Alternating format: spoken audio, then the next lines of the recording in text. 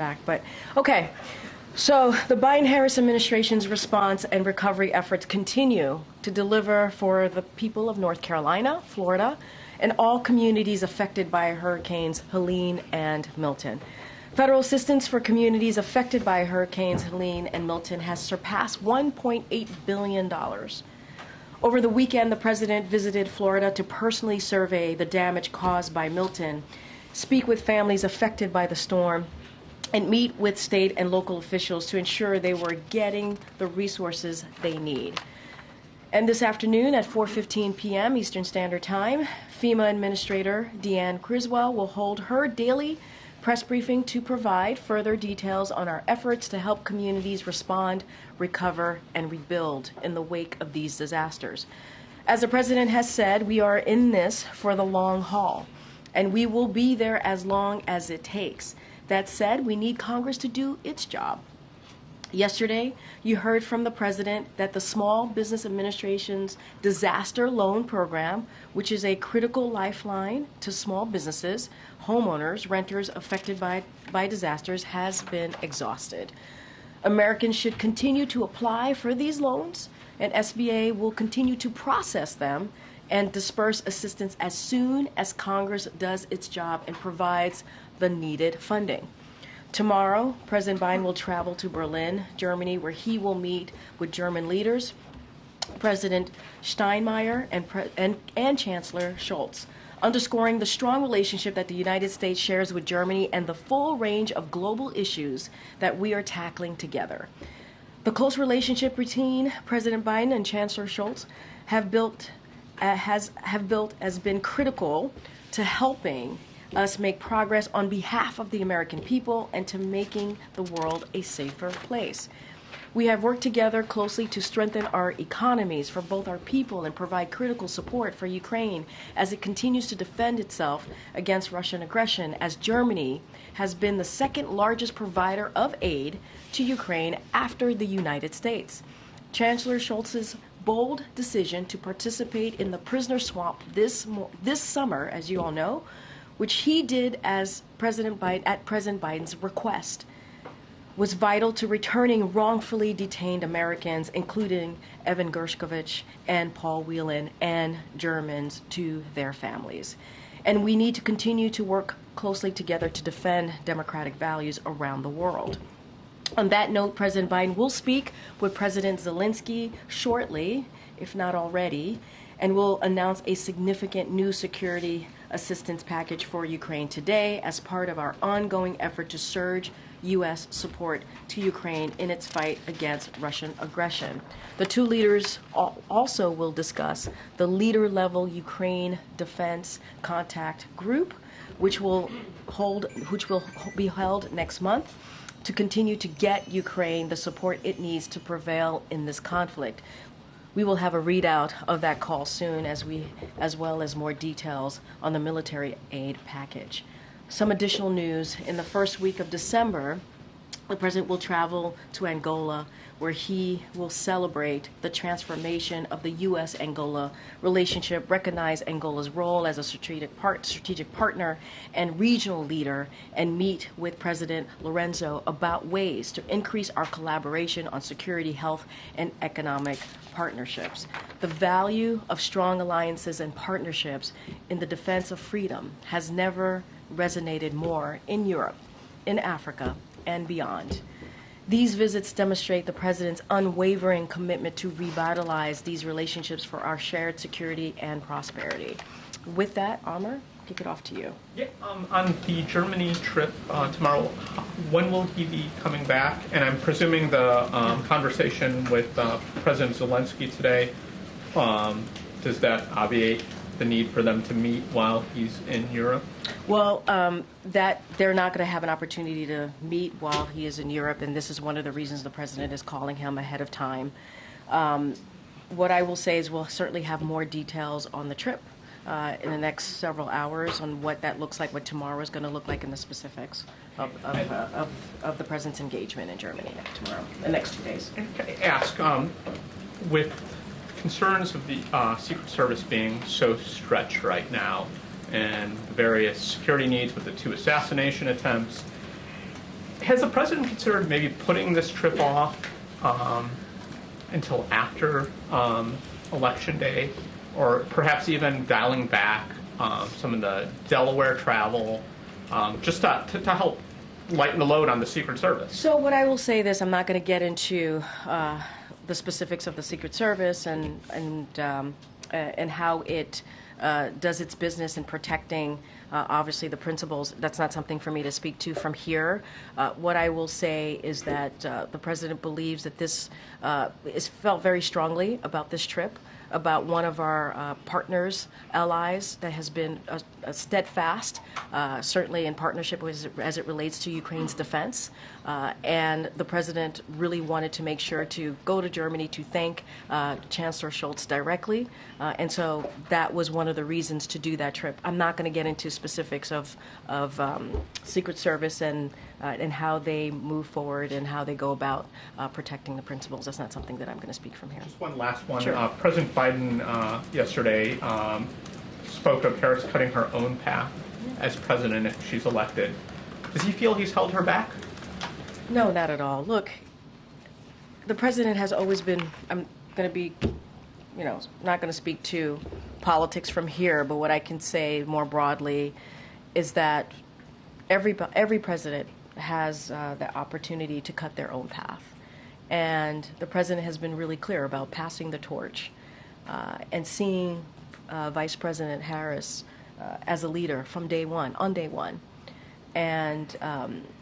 And he understands how this all works, right? He said this yesterday as well. He was loyal to Barack Obama, but he also got an opportunity to cut his own path as president. And that's what he believes Kamala is going to do. And that's his words, right, when calling her Kamala, the vice president. And so she's been loyal to him, and this is something that he shared, and he understands that she will cut her own path. And I think that's just the way it goes, right? I think that's the process that we're seeing right now, that we're living it, that you all are covering every day since the president decided to step aside from this election and pass the torch to the vice president. And so I think that's what you're hearing from this president. He's incredibly proud of her. He has supported her from day one. He has said many times the best decision that he made in 2020 was asking her to be his running mate. Okay, Nancy. Thanks, Karine. A couple questions about this letter from the Biden administration to the Israeli government suggesting that U.S. aid to Israel may be at risk if they don't change their posture on humanitarian aid into Gaza. Is there anything that we should know about the timing of this letter? Yeah. So look, I'm going to take a step back just for a second because, and I know my colleagues over at National Security Council spoke to this, if not yesterday, certainly over the past couple of days. And look, the administration did something similar back in April, and that was received. That letter that we did back in April was received with a constructive response from the Israelis, and so this is very similar.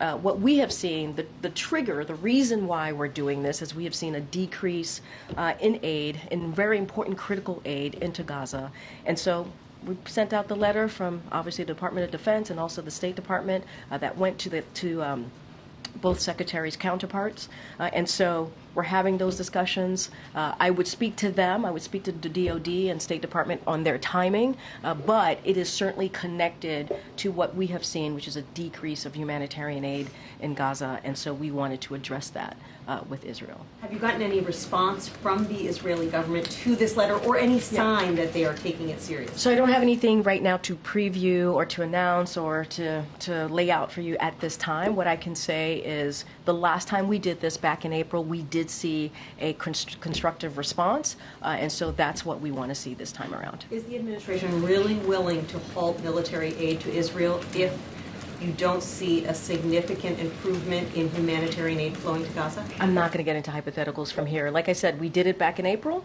This sent a letter, very similar, a letter from both the State Department and the Department of Defense. We got a constructive response. That's what we're hoping to see. We wanted to address this. This is connected to a decrease of humanitarian assistance, aid that is very, very much needed in Gaza, as you all know. And so this is we've done this before. It's worked, and so we're doing this again. And so we want to see a constructive response. significance. Just one follow-up there. Yeah. If the Israelis have 30 days to sort of make changes, a 30-day deadline, that's after the election. Doesn't that take some of the bite out of this ultimatum? I'm not gonna get into a timeline from here. I'm not gonna get into those types of specifics. I would refer you to the State Department and Department of Defense. I think what's important here is to not forget we've done this before. Back in April, we've seen a decrease of aid, and we certainly want to make sure that that is addressed. That is why the letter went out. That's why we're having those conversations with the Israelis, and so I'm going to leave it there. Yesterday, former President Trump seemed to leave open the possibility that he has, in fact, talked to Vladimir Putin since leaving office. What does the White House make of that? I'm not going to get into specifics about conversations with world leaders from here. I'm not going to get into those specifics from here at all. Does the White House have any evidence that could be true? I don't. I think I've answered this question before. We don't have anything to confirm that specific statement from the former president. I just don't have anything else to add. I guess Sure. domestically, President Obama seemed to indicate that he was worried some voters might be trying to make excuses for not voting for a woman. I've heard that myself from a lot of voters out on the campaign trail.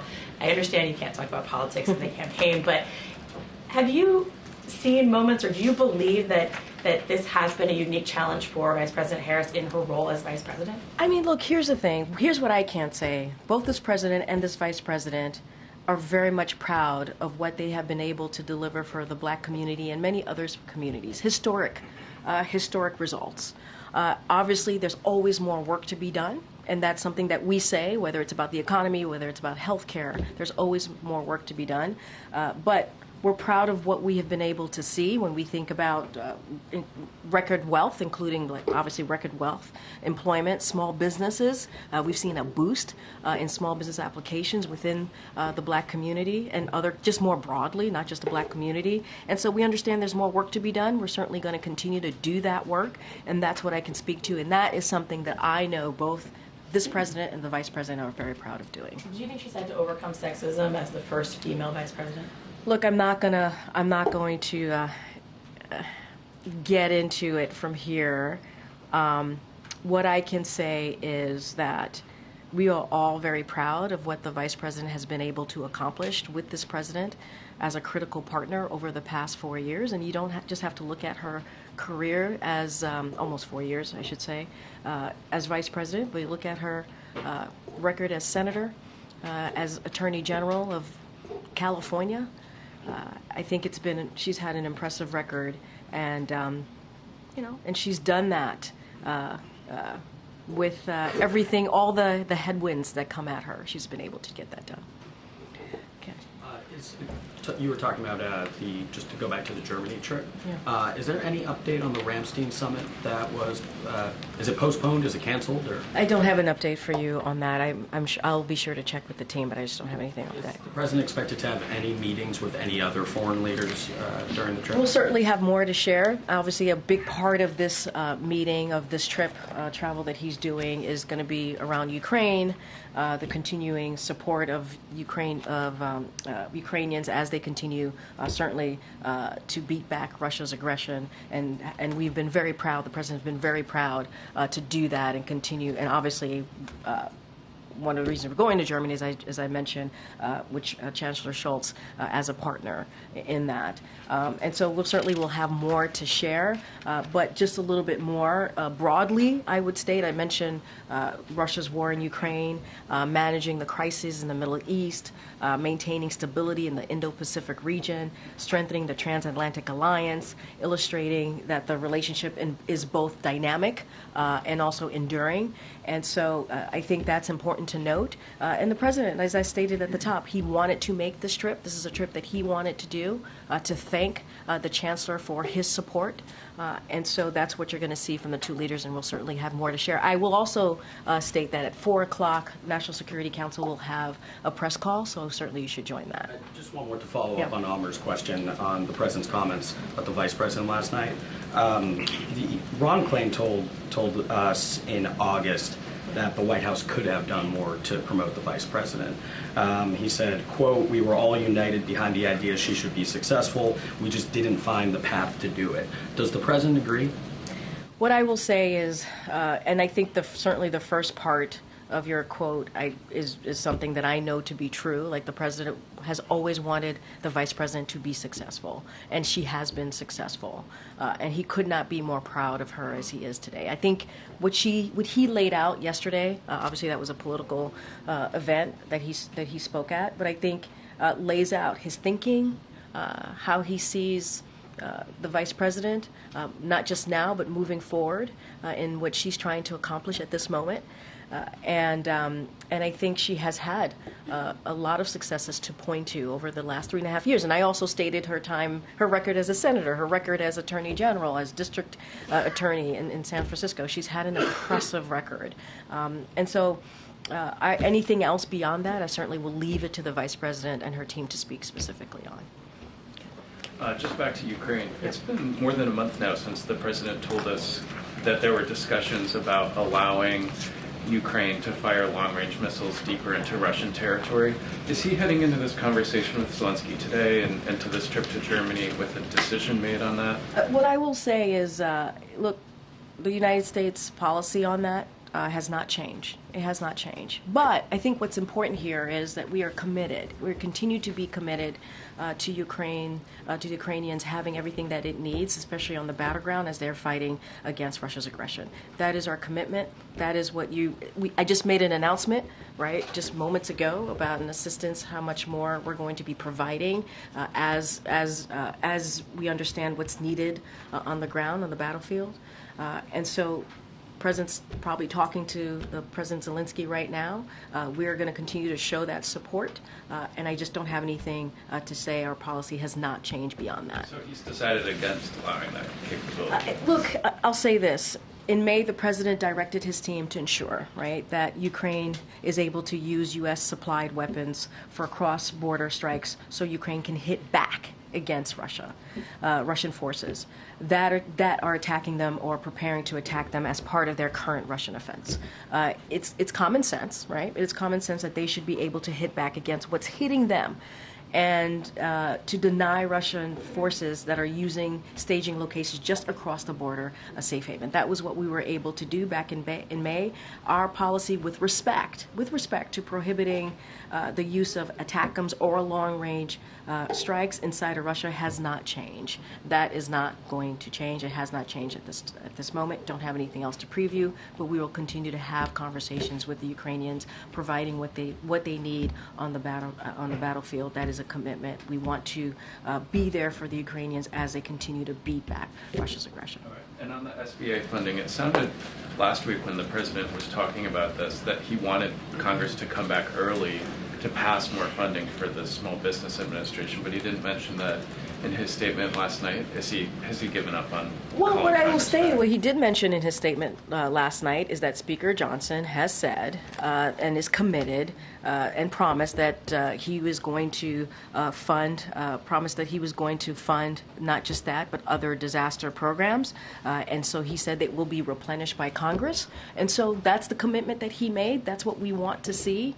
And we want to also make sure that people out there who need these particular resources, they continue to apply for loans, and the SBA is going to continue to process those applications. But Speaker Johnson made a commitment, and certainly we want to see that commitment follow through.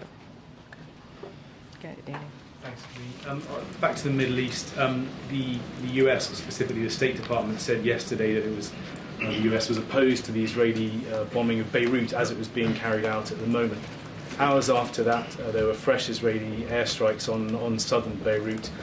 Again, what gives you any confidence that Prime Minister Netanyahu is listening to what Washington is asking him to do? So look, and you're right, we have told Israel directly that we oppose any Israeli campaign to certainly of near daily strikes in densely populated area in Beirut. You are correct. That is something that we have been very clear about. We also understand that what they're conducting, the operations that they're conducting to destroy Hezbollah infrastructure is targeted.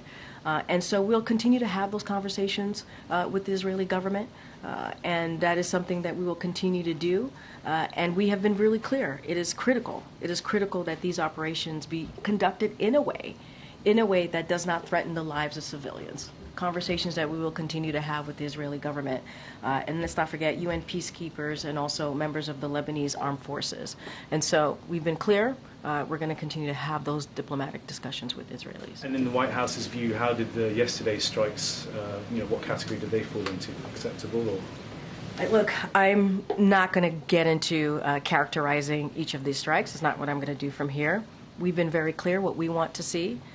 We've been very clear about that from here, as you stated, from the State Department and Department of Defense as well, and we will continue to have these discussions. Okay. Thank you so much, Karine. Does the White House have any indication or explanation on why the tension is escalating in the Korean Peninsula? And is the White House concerned about Say that last part? The Peninsula Korea, the tension growing over there? I mean, look, obviously, we're always going to have concerns, and we're always going to watch and monitor closely. Don't have anything specific to read out on the current situation there. We are going to always, as I said, monitor, watch closely, and certainly be in coordination with our South Korean allies. And so, look, we're going to also continue to urge the North Korea to reduce tensions and seize any actions that could increase the risk of conflict. And that is something that we've been pretty consistent here. A follow-up, and then I have one more, because there are reports that North Korea is sending soldiers to fight with Russia in Ukraine. Some are suggesting that there are around 3,000 to 7,000 soldiers already in a few miles from the Ukrainian border. Does the White House have any response or concern about it? Look, we've always said we've been concerned when we've always asked about other countries providing aid or assistance to Russia. We've been very clear about that. This is why the president took it very seriously on making sure that NATO was stronger and bringing more than 50 countries together to make sure that Ukrainians had the support that they need. You just heard me speak about another assistance package that we are going to be speaking more about, delivering, and that is a conversation that President Biden is having with President Zelensky, and that is going to be a really important part of the conversation that the president has when he's in Germany. So we're going to continue to provide assistance, show our support for Ukraine, stand by the Ukrainians, and so that's going to be our focus in the next couple of days, and continued focus, obviously, since the past almost 2 years now. And just the last one, you are announcing international trips for the next few months. Is President Biden going to Brazil for the G20, and does the White House believe that Vladimir Putin should be arrested if he goes to Brazil? For the G20? I don't have anything to share on either of those questions that you asked me. Okay, Jared. On the call with Zelensky, I know earlier today Zelensky made public parts of that victory plan. I assume he'd already shared it with President Biden, but one of those elements is an immediate invitation to NATO. Does the White House, the president, have a response to that proposal? Look, what I will say, and I've been very clear about this, look, we're going to let the Ukrainians speak to their victory plan. That's their plan. We'll let them speak to it. What we're going to continue to do is show our support for the Ukrainians on the battlefield as they continue to beat back Russia's aggression. I don't have anything else to share beyond that, but we'll let them speak to their plan directly. Okay. Excuse me. Thanks, Karine. Yesterday, President Biden talked about Trump's rally in which he stood up on the stage and listened to various musical tunes and said the former president has, quote, snapped and become unhinged.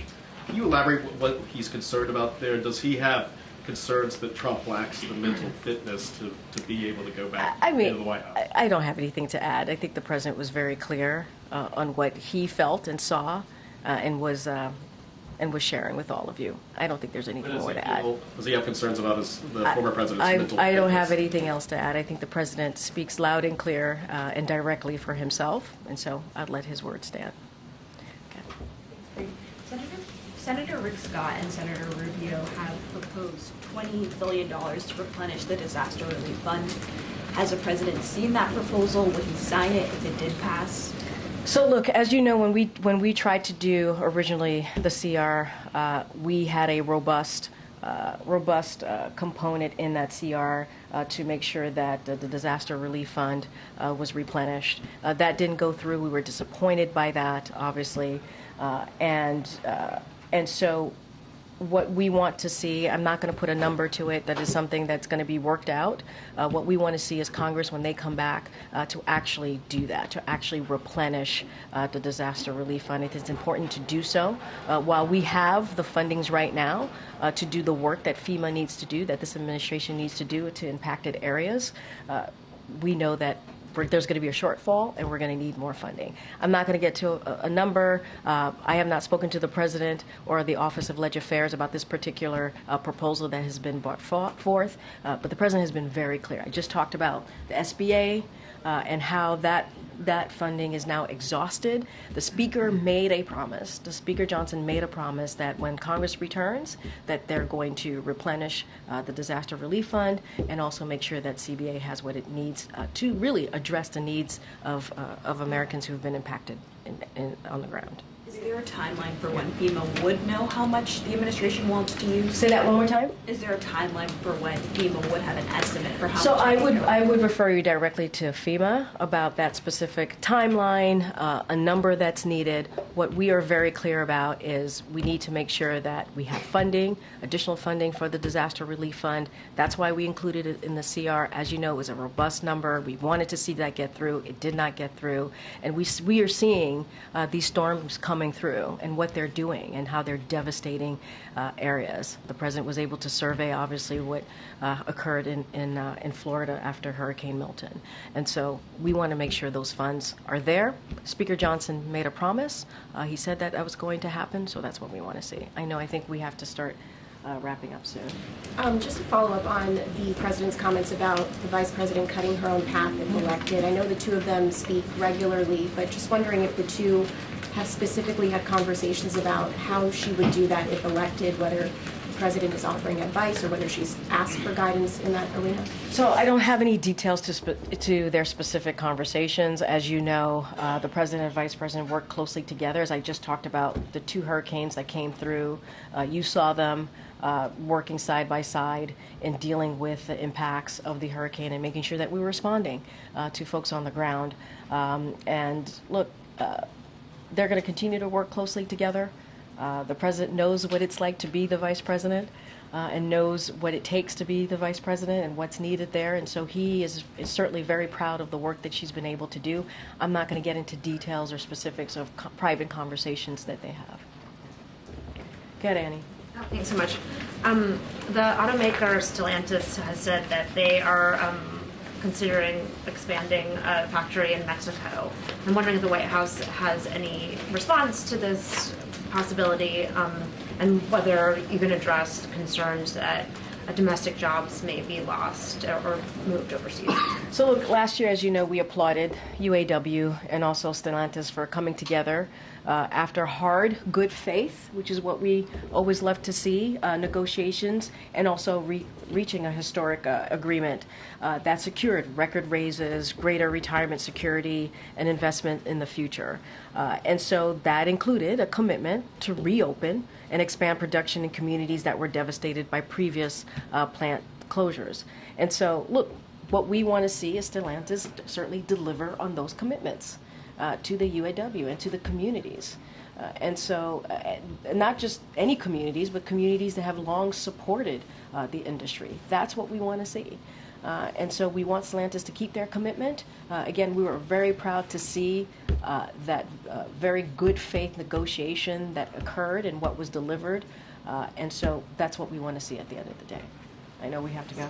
Okay. We have to go. Sorry, guys. Thanks, everybody.